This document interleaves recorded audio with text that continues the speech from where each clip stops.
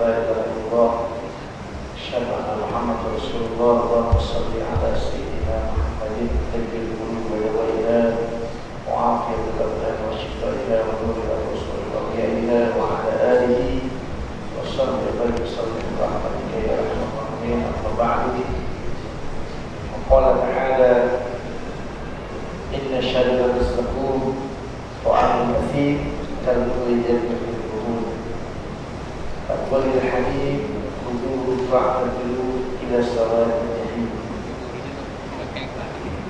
قال تعالى فألهمها فجورها وتقواها.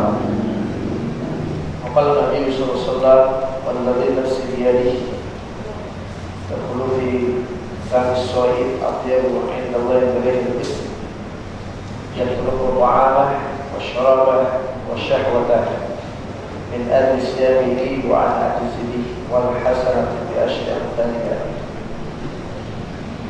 صدق الله العظيم وصدق النبي الحبيب الكريم ونحن على ذلك من الشاهدين والشاكرين والحمد لله رب العالمين. Para asatidz, para guru, para hujjaj jamaah sholihin yang dirahmati Allah Subhanahu wa taala.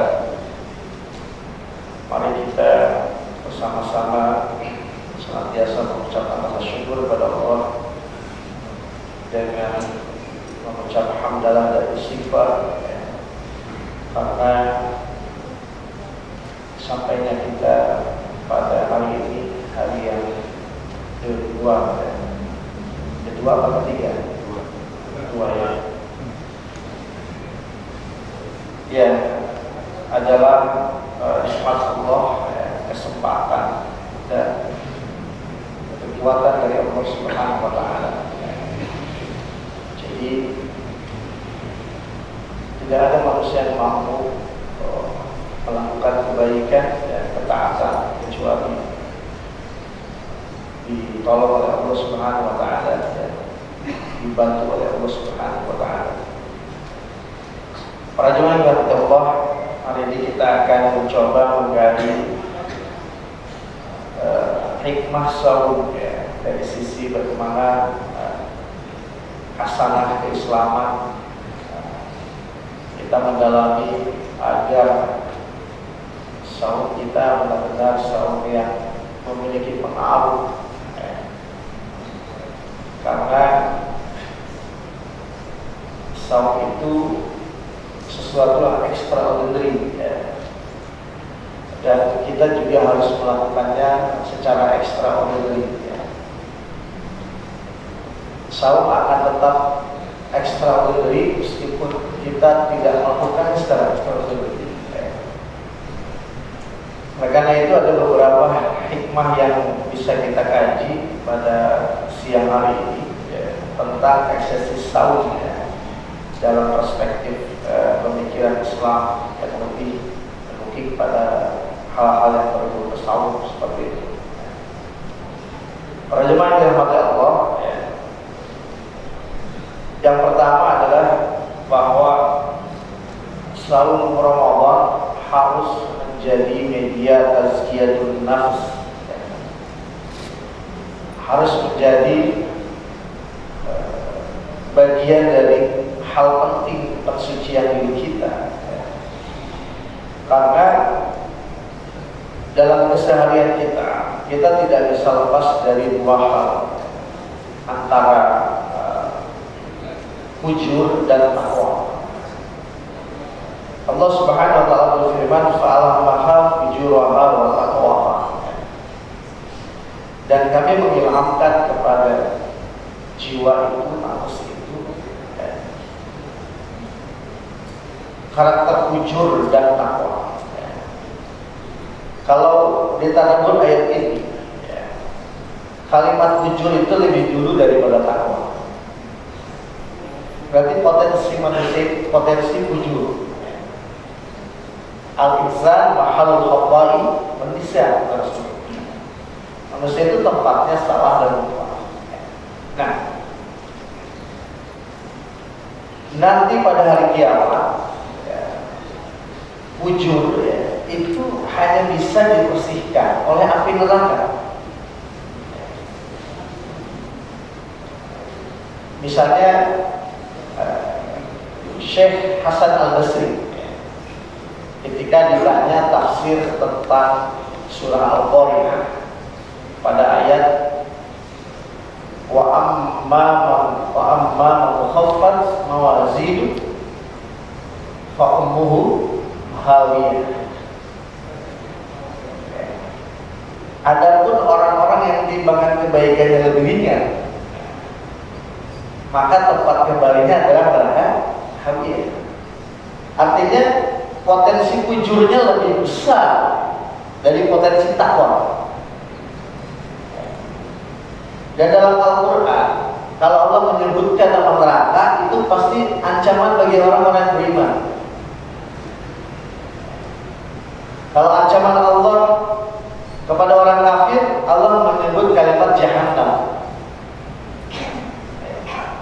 Makanya kata Imam Nawawi dalam kitab Syu'abul Iman, kaum Yahudi alamat di Syu'abul Iman, bersama Syekh Jalaluddin Al-Mayyabari, itu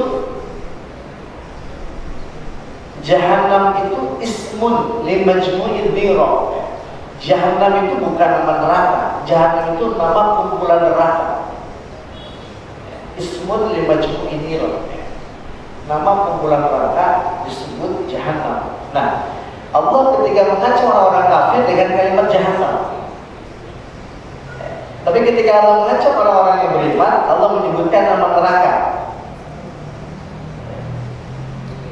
Seperti masalahkan fi saqar.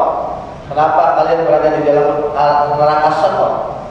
Jawabannya apa? Lam nakum minal shalihin. Itu kan orang-orang yang beriman. Potensi wujud dan takwa itu selalu bergandengan, berbalapan terus. Sehingga kata Syekh Al-Basri, ayat wa amma man khaffat mawazinu fa ummuhu hawiyah, ini orang yang beriman yang ujurnya, yang dosanya lebih berat daripada orang bertakwa, keburukannya lebih berat daripada kebaikan, maka dia dibersihkan oleh dalam neraka yang bernama hawiyah. Nah, oleh karena itu di neraka itu dosa itu tidak ada pembersihan kecuali neraka di akhirat itu. Nah, maka sebelum itu terjadi, saum Ramadan menjadi satu harapan kita, pembersihan potensi wujud itu dengan saum. Para jemaah yang dirahmati Allah SWT, saum itu simbol ketaatan kepada Allah. Nanti kita akan bicara tentang saum yang seperti apa yang bisa menjadi pembersihan dari fujur itu.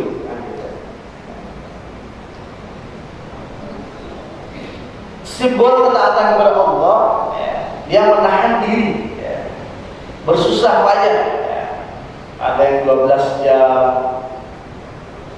Indonesia ini ya, ada yang 22 jam.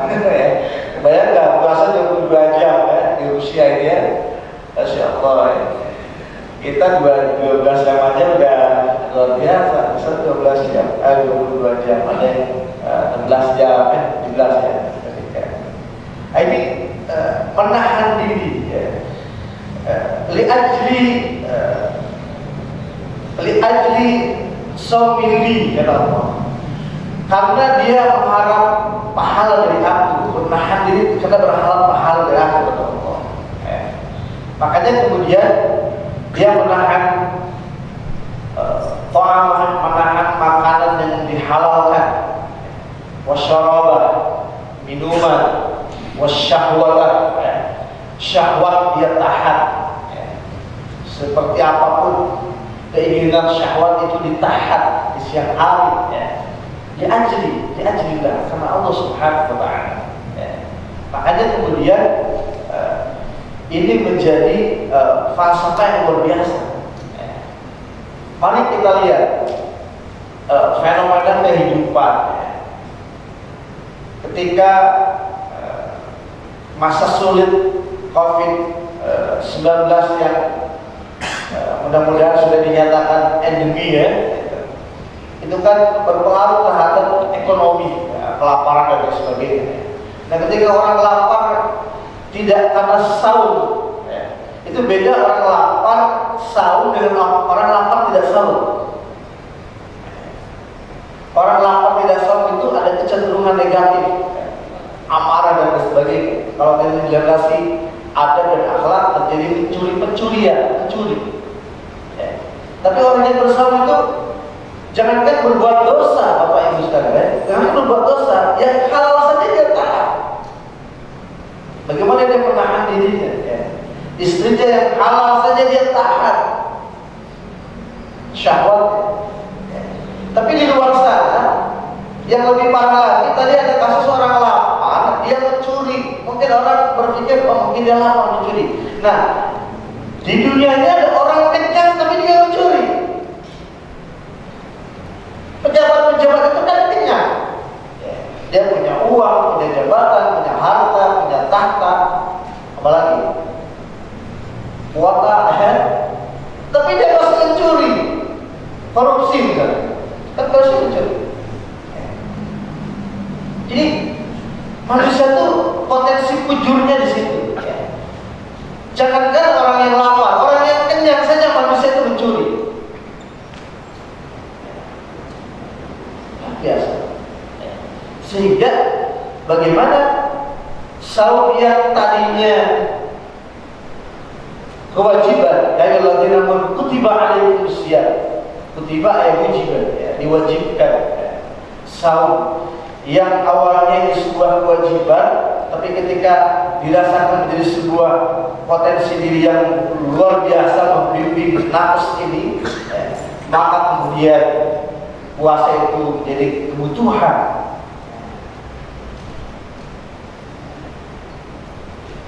Saya yakin para jemaah yang hadir hari ini ya,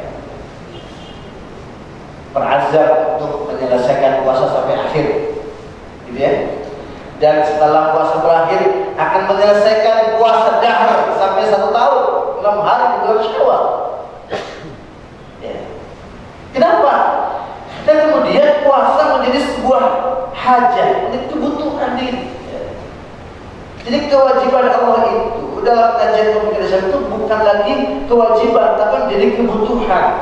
Meskipun awalnya dipaksa, tapi mengajarkan kita untuk memaksa anak kita sholat, betul ya? Dengan dicambuk 10 hari, 10 tahun. Awalnya ini kan paksa. Ketika dia menemukan soulnya, barangnya sholat itu, dia sudah tidak lagi disuruh. Dan semakin hari sholat semakin nikmat. Ada yang bosan dengan sholat sih? Tidak ada yang bosan. Ada yang bosan dengan puasa Ramadan? Tidak ada. Malah menanti kehadiran sahabat-sahabat Nabi di bulan Rabiul Akhir sudah berdoa kepada Allah, ya Allah, sampaikan umur hamba di bulan Ramadan. 6 bulan sebelum Ramadan datang, para sahabat Nabi sudah berdoa. Kalau kita doanya apa? Di bulan Sya'ban, bulan Rajab. Makanya ada doa, ini bukan hadis ya, doa Allahumma barik lana fi Rajab wa Sya'ban wa balikna Ramadan. Ini kan falsafahnya sebetulnya memohon kepada Allah keberkahan. Apa itu barokah? Al-barokah kata Imam Al-Ghazali, khairul mutazakkidah. Barokah itu adalah kebaikan yang berkesinambungan. Ya. Kebaikan barokah itu ya. Kalau di kampung barokah itu ada tahlilan, ya, itu berkah. Itu barokah juga ya. Nah, para jemaah sekalian, jadi sahur menjadi momentum kita tazkiyatun nafs. Bagaimana pembersihan ujur dalam diri kita. Makanya sahur yang seperti apa? Sahur yang extraordinary. Apa maksudnya bukan saum yang melibatkan 3 dimensi, ya. Saum leher ke bawah, saum leher ke atas, sama saum pikiran, kan gitu. Menahan lapar dan haus kan hanya saum leher ke bawah, hewaniahnya. Level kedua adalah saum khusus, saum leher ke atas, ada mulut, hidung, mata, telinga. Yang terakhir ini saumnya para nabi, saum para rasul, para sahabat, para aulia Allah, para ulama, yaitu saumnya pikiran. Ya. Ini kan saum yang extraordinary, ya. Nah, itulah yang mampu menjadi media tazkiyatun nafs. Ya. Diklinsing oleh saum bujur. Mata sudah tidak lagi cenderung pada kemaksiatan. Telinga sudah anti dengan mendengar kalimat jangankan yang dosa yang tidak ada faedahnya aja ditinggalkan. Makanya ayah saya itu almarhum Haji Mukhtar itu gurunya Habib aja. Saya sering bertanya, kenapa sih guru-guru abah ini kalau mau Ramadan pengajian tidur? Kan gitu ya. Pengajian itu ada peraturan pengajian sebelum puasa. Dia bilang gini, para ulama itu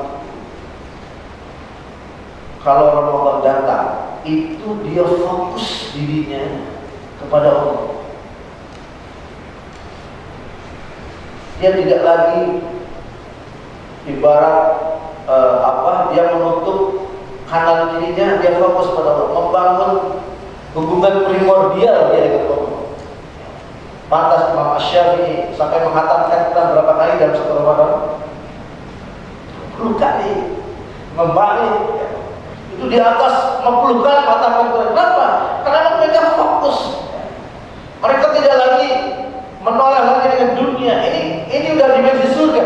Kan ketika datang azan maghrib 1 Ramadan kan dunia ini berubah. Doa dikabulkan, dosa diampuni oleh Allah Subhanahu wa taala. Nah, sehingga kalau melakukan hal yang tidak ada faedahnya, waduh rugi sekali.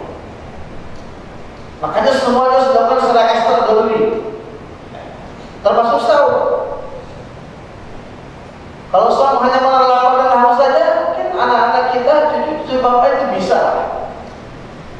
Tapi kan sudah bukan waktunya seperti itu kita berpuasa. Kita berusaha. Kata Rasulullah, puasa yang menahan, puasa yang memiliki rasa malu. Apa itu? Puasa yang menjaga roksa wa mahawa. Roksa wa mahawa, kepala dan apa yang ada di kepala. Ihfadzir roksa wa mahawa, kata Rasulullah. Puasa yang menjaga kepalamu dan apa yang ada di kepalamu. Ada 4 kaca indera: mulut, hidung, mata, telinga, dan ada yang di dalam kepala kita, yaitu pikiran. Kalau Al-Quran mengistilahkan sudur, hati luar.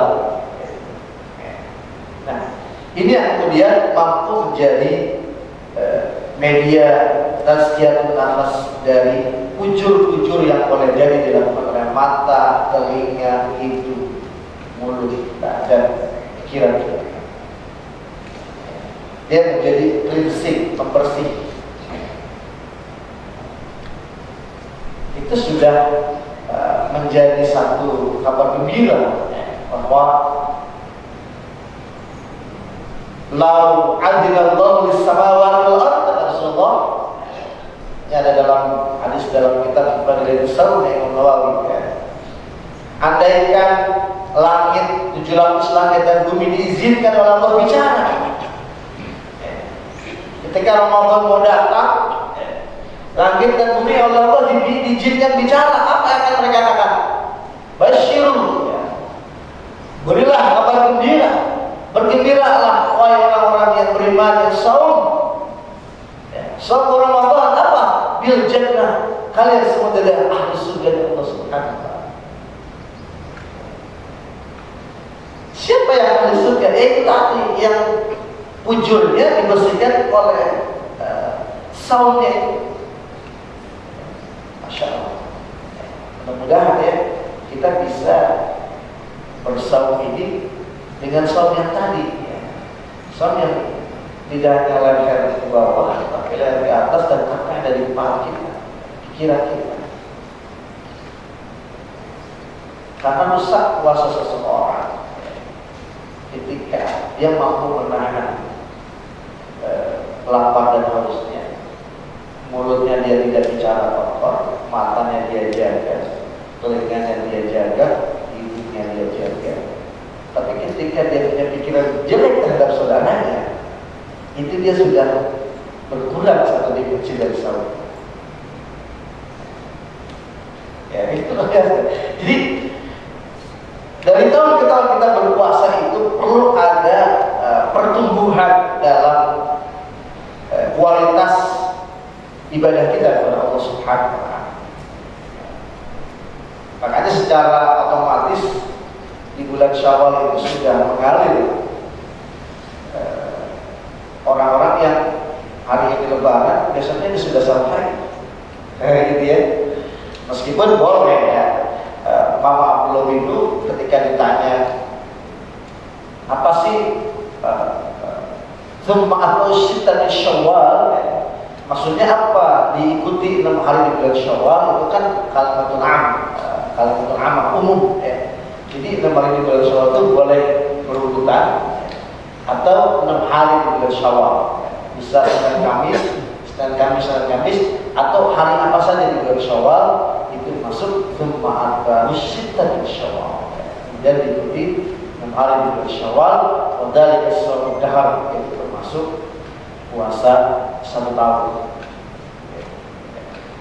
Insyaallah ya. Jadi berangkat dari bagaimana kebersihan jiwa kita dari bujur-bujur, maka ketemu watak puasa, ketemu tujuan saum. Kutiba alaikumus syiyam kama kutiba alal ladzina min qablikum alladzina min qablikum, itu sudah terbukti mereka itu sampai pada apa? La'allakum tattaqun.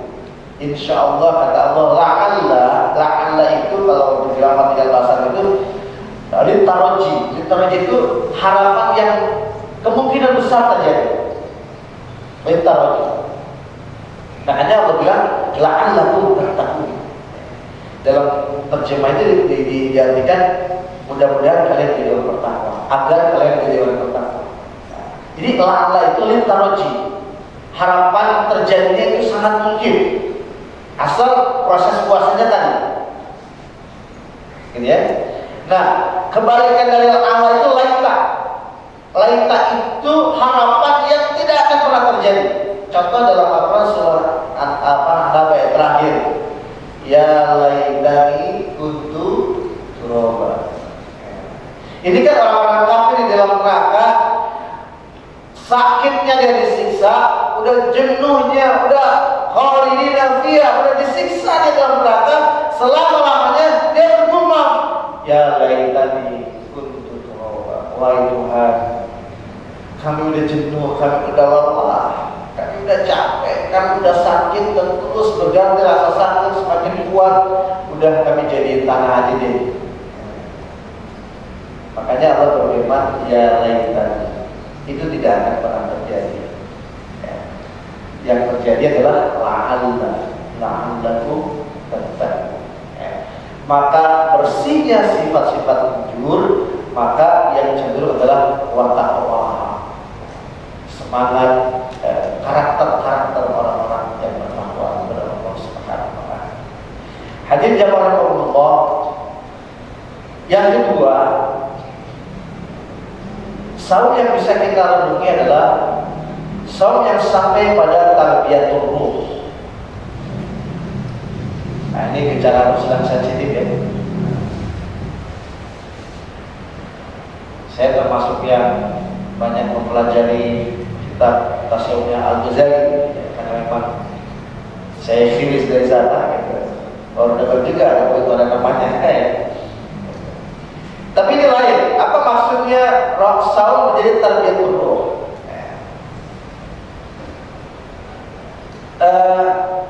Syekh Yusuf Al-Qaradawi mengatakan ini, manusia itu tercipta dari 3 unsur. Unsur tanah, tembikar, dan ruh ilahi. Maka kemudian dalam diri kita ada ruh, ada nafsu, ada jasad.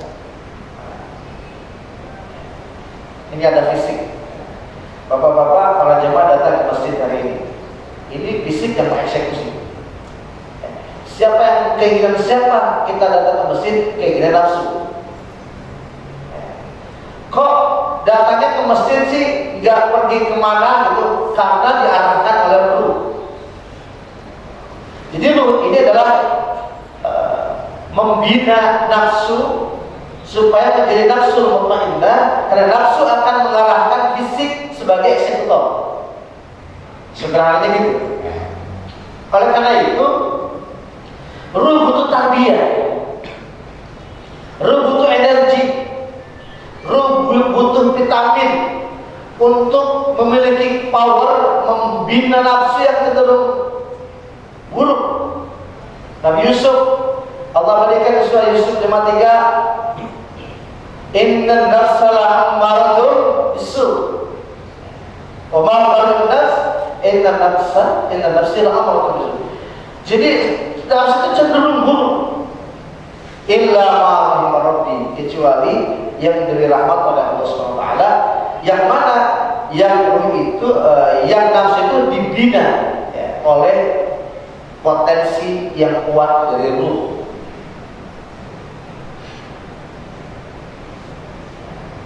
Jadi ketika kita saum, ruh itu memiliki kekuatan luar biasa. Makanya kecenderungan orang saum itu selalu baik, selalu baik. Ada orang selit, apa katanya? Kul inni shaim. Nah, ini ya, kan seperti itu. Tuh, sabar. Itu kan potensi ruh ya, yang mampu mengendalikan nafsu yang liar ini. Tapi kalau ruh ini tidak tertarbiyah, ini kenapa sebenarnya tarbiyah ini kan pelatihan, training ya tarbiyah ini. Karena sebulan, kalau mingguan kan, pekanan kan Senin, Selasa, Rabu kosong, Kamis baru sholat lagi, gitu ya. Ayam kulbit 3 hari sebulan. Kalau nggak puasa yang Senin Kamis juga tarbiyah ruhnya kurang. Nah, ini 1 bulan setiap hari seolah-olah ruh itu tidak pernah lepas dari suplai energi dari kita. Ketika kita di malam hari nawaitus shauma ada information, itu ada pergolakan luar biasa antara ruh, nafsu dan fisik kita ketika kita mengucapkan nawaitus shauma. Ini falsafah niat. Nawaitus shauma dan ada information obat hadis sanati lillahi ta'ala. Dalam hati kita berkomitmen kepada Allah.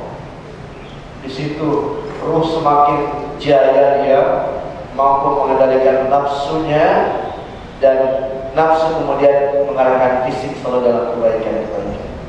Masya Allah. Maka dengan proses ini akan timbul gejala-gejala al-farah, kebaikan, potensi-potensi kebaikan, kebahagiaan, happiness.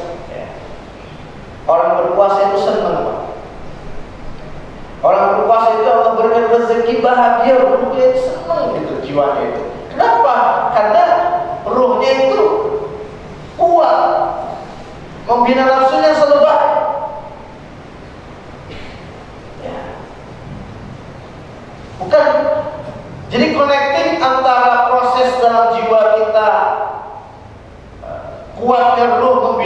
nafsu.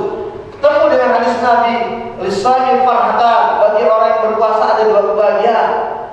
Farhatun inda iftari, ketika berbuka itu ya Allah senang ya Allah. Saking senangnya umat Islam begitu komitmen dalam waktu berbuka puasa. Sangat komitmen ya. Disiplin waktunya luar biasa. Makanya ini kalau dikaji lagi falsafah berbuka ini adalah komitmen waktu dalam segala hal ya. Bagi karyawan komitmen waktu bekerja gitu ya. Harus pasal seperti itu. Jadi jangan sampai menjadi anekdot umat Islam mah komitmennya kalau buka puasa aja gitu ya. Tapi di situ ada al-far, ada happiness, kebahagiaan. Dan itu baru separuh dari kebahagiaan yang Allah janjikan dengan kebahagiaan yang abadi. Wa farhatun inda liqa'i rabbih. Kebahagiaan ketika berjumpa dengan Allah. Nah ini tepat. Jadi kajian pemikiran ini, ketika ibadah ini Allah berikan secercah kebahagiaan, ya, kita mesti berharap satu kebahagiaan yang hakiki, intihaul farah, puncak kebahagiaan. Apa? Liqa Rabb, berjumpa dengan Allah. Makanya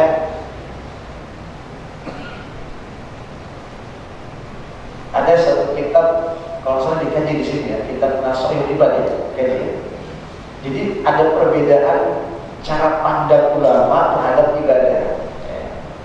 Ada arif, ada zahid orang zuhud, ada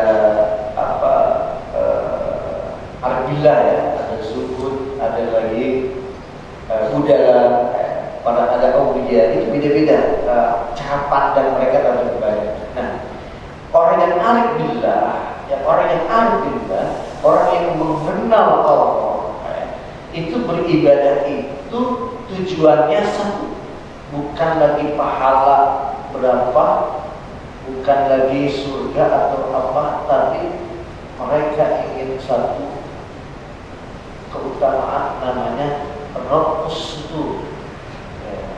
Nanti kalau dikaji terus ada ketemu kalimat Rabbus itu. Jadi arif billah itu beribadah kepada Allah itu ingin suatu saat terbukanya tirai antara kita dengan Allah. Karena surga itu sudah tidak ada apa-apanya lagi Pak ketika berjumpa dengan Allah. Hadis Nabi, arba'atun fil jannah khairun minal jannah. Ada 4 hal di dalam surga yang lebih baik dari surga itu sendiri. Ini sudah surga. Ada yang lebih baik dari surga. Satu, khidmatul malaikah fil jannah khairun minal jannah. Rasulullah. Berkhidmatnya malaikat melayani. Ini jangan diterjemahkan rendah ya. Oh, malaikat pelayan. Justru malaikat melayani kita di surga itu kebahagiaan buat mereka. Dan selama ini jangan gagal paham ya. Malaikat derajatnya turun ya. Padahal itu makhluk paling terbaik, ibadah mukramah la yasulullah wa yaqulu dalam tauhid itu kan kajian malaikat luar biasa. Tapi kalau dia menjadi pembantu penghuni surga, justru itu penghormatan dari Allah kepada para malaikat, dan malaikat bahagianya luar biasa melayani kita. Seperti hewan. Kan ada orang melihat berkurban ya, sapi dipotong, kasihan banget ya. Sapi itu sampai bunyi. Sapi itu bahagianya bakal turunan Pak. Dia disembelih di hari di mana dimuliakan oleh Allah. Senang sekali hewan-hewan itu. Kita punya ayam disembelih buat sahur misalnya. Besok sahur beli ayam kampung. Itu ayam bahagia Pak. Kenapa? Mau disembelih untuk dimakan berbuka puasa atau bersahur. Jadi khidmatul malaikah, malaikat melayani kita di surga itu lebih baik dari surga itu sendiri, kata Nabi.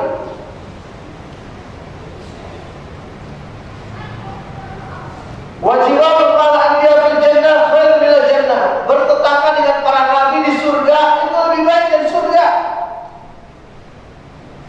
Bayang gak sih berjumpa dengan Nabi Daud? Nabi Daud kalau bersyair, burung aja turun Pak, mendengarkan syair.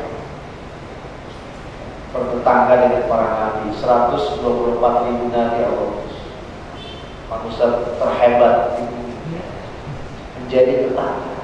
Itu lebih baik daripada surga itu sendiri, kata Nabi. Al-khulud fil jannah khairun minal jannah. Yang ketiga, kekal di dalam surga lebih baik dari surga itu sendiri. Yang kita tadi dikekalkan. Tajri min tahtihal anhar khalidina fiha abada. Khalidina fiha. Ini sudah cukup kalimat itu sebetulnya. Tapi Allah takkid lagi, abada, selama-lamanya. Saya mau tanya, surah Al-Baqarah ayat terakhir ini yang kekal surga apa penghuninya? Khalidina fiha abada. Yang kekal surga apa penghuninya? Penghuni. Kan Khalid itu jawab apa? Ismul fa'il. Mereka penghuni surga kekal. Di mana? Di dalam surga. Jadi surga itu dikekalkan karena ada penghuninya. Makanya kata Rasulullah, al-khulud fil jannah khairun minal jannah. Kekal dalam surga itu lebih baik daripada surga itu sendiri. Nah, yang paling fundamental yang terakhir, waridullah fil jannah khairun minal jannah. Ridha Allah, berjumpa dengan Allah, melihat Allah di dalam surga lebih baik dari semua surga yang Allah janjikan kepada kita. Ketika kita sedang menikmati surga, lihat tafsir surat Al-Waqiah, insyaallah. Ketika berjumpa dengan Allah, kenikmatan, keindahan hilang banyak signifikan karena berjumpa dengan Sang Maha Kasih Allah Subhanahu wa taala. Pantas Rabi'atul Adawiyah dalam mihrabnya mengatakan, ya Allah, andaikan saya beribadah kepadamu karena mengharapkan surga, tutup rapat-rapat yang surga buat saya. Andaikan saya meninggalkan maksiat ini karena saya takut di dalam neraka-Mu, bukalah pintu neraka terlep buat selebar-lebarnya buat saya, Allah. Saya beribadah kepadamu, saya meninggalkan maksiat yang Kau benci, bukan karena itu, karena aku ingin berjumpa dan aku mencintai Dia. Gitu. Jadi bagaimana saum mampu mentarbiyah ruh manusia sampai pada dia betul-betul jatuh cinta kepada Allah Subhanahu wa taala, menjadikan ibadah-ibadahnya adalah kebutuhan kita. Kita tidak lagi saya membaca tulisannya terakhir almarhumnya tentang saum, mungkin pada dapatnya saum yang tradisi ya. Berbuka balas dendam. Kalau ini kan kata dokter begitu ya. Bukanya kita masih dendam makan siangnya kita. Kemudian apalagi bro?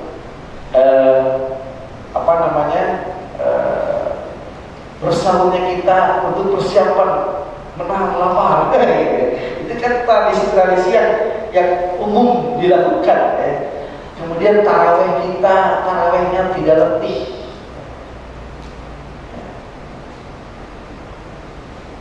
Ini sedikit saya tambahkan. Sekali lagi saya mengajak, mari kita secara extraordinary. Ini yang biasa salat taraweh 8 plus witir 3 itu 11. Itu kan dari dulu gitu. Sebetulnya witir itu berapa rakaat sih boleh? Sampai berapa? Sampai 11. Kenapa di Ramadan ini tidak dilakukan? Jadi 8 tambah 11 Yang 20 dari dulu hitungnya 3. Emang boleh nggak tambah 5, 7? Boleh, kan itu sunnah Nabi. Kenapa tidak dilakukan hitungnya ditambah? Tentu tidak berjamaah ya. Setelah 2 rakaat yang 23 itu witir 2 rakaat selesai, mundur, itu tambah sendiri atau di rumah. 20 tambah 11 itu ekstra dulu. Bahkan para ulama Arbatul Madzhab sholat tarawihnya kan 20 rakaat. Dan witirnya mereka lebih dari 3. Ini biasa. Jadi kita tidak biasa karena Ramadan ini ekstra luar biasa. Kita harus luar biasa juga. Gak bisa biasa-biasa. Nanti dia ketemu yang Ramadan yang kata Rasulullah, ada yang umatku tahu apa Ramadan, apa itu Ramadan, umatku akan mengatakan, ya Allah, setiap bulan Ramadan saja. Siapa manusia yang sudah seperti itu? Manusia yang melaksanakan Ramadan secara extraordinary, secara luar biasa. Kalau biasa-biasa saja, tetap Ramadan menjadi sebuah beban tahunan. Jadi beban tahunan. Imam bacaan drama dikit, apa saja gitu ya. Justru mari kita nikmati ya. Kita bismillah untuk menerima berapapun ayat yang dibaca bersama. Malu kita dengan Utsman bin Affan mengatakan, lau qawrat qulubuna la rasyadiyat kalamillah. Andaikan kau merasa gelisah dengan mendengar suara-suara yang terlalu panjang, atau kau begitu tidak kuat matamu melihat ayat yang kau baca, ada masalah dengan hatimu, kata Utsman bin Affan. Ini bukan masalah. Sebab orang yang hatinya bersih, dia tidak akan pernah kenyang mendengar suara Quran, dia tidak akan pernah kenyang membaca Quran. Kenapa? Karena hatinya lurus dan ketemu dengan ayat Allah Subhanahu wa taala. Jadi ini para kita sama-sama ya. Kalau kita baca Quran betul-betul lelah, ngantuk dan problem dengan. Kalau kita tarawih mendengar suara bacaan imam, ini imam lama belum selesai juga, itu ada masalah dengan hatimu. Itu kata Utsman bin Affan dalam masalah Qurannya. Masya Allah, Pak. Ya, mari saya mengajak kita semua ya, untuk menjadikan Ramadan ini, memohon kepada ya Allah, tazkiyahlah kami dengan som Ramadan ini menjadi jiwa-jiwa yang mutmainnah, yang kau akan panggil ya ayyatuhan nafsul mutmainnah. Ramadan bukan hanya sekedar pergantian jadwal makan, bukan. Tapi Ramadan adalah tarbiyatun nafs kita dan tarbiyatun ruh. Karena ruh adalah panglima dalam diri kita. Ruh kita kotor, ruh kita tidak punya energi, bersiaplah nafsu yang lebih besar, nafsu yang lebih menguasai. Oleh karena itu jangan heran ada manusia membunuh manusia, manusia menipu manusia, anak membunuh orang tuanya, orang tua mengaborsi anaknya. Kenapa? Seburuk itukah nafsunya? Bukan hanya itu, karena ruhnya tidak memiliki energi, ruhnya tidak memiliki kekuatan untuk mengendalikan nafsu, sehingga nafsunya mengarahkan fisiknya pada fujur yang lebih dominan, bukan pada ketakwaan kepada Allah Subhanahu wa taala. Mari saya mengajak kita semua untuk Ramadan tahun ini penuh dengan renungan kita. Lebih baik kita beramal secara luar biasa. Lebihkan sholat witirnya, lebihkan tilawahnya, lebihkan tahajudnya, setiap malam kita lakukan zikirnya dan sebagainya, infaknya ya. Pokoknya karena Ramadan extraordinary ya, kita juga harus melakukan extraordinary supaya semangat jiwa Ramadan itu tetap dengan jiwa kita, insyaallah. Wallahu a'lam bishawab. Mungkin itu yang bisa disampaikan ya, kurang lebihnya mohon maaf ya. Tidak ada dialog, itu aja yang disampaikan Bapak Ibu sekalian. Baik, kalau memang tidak ada, cukup. Ya, baik, kita akan tutup dengan bersyukur kepada Allah. Alhamdulillah rabbil alamin. Subhanallahi wa bihamdihi, asyhadu an la ilaha illa anta, astaghfiruka wa atubu ilaik. Wal 'asr, innal insana lafi khusr illa alladziina aamanu wa 'amilus shalihaat wa tawassaw bil haqqi wa tawassaw bis sabr. Shallu 'alan nabi. Allahumma shalli 'ala sayyidina Muhammad wa ala ali Muhammad. Wallahu muwaffiq ila aqwamit thoriq.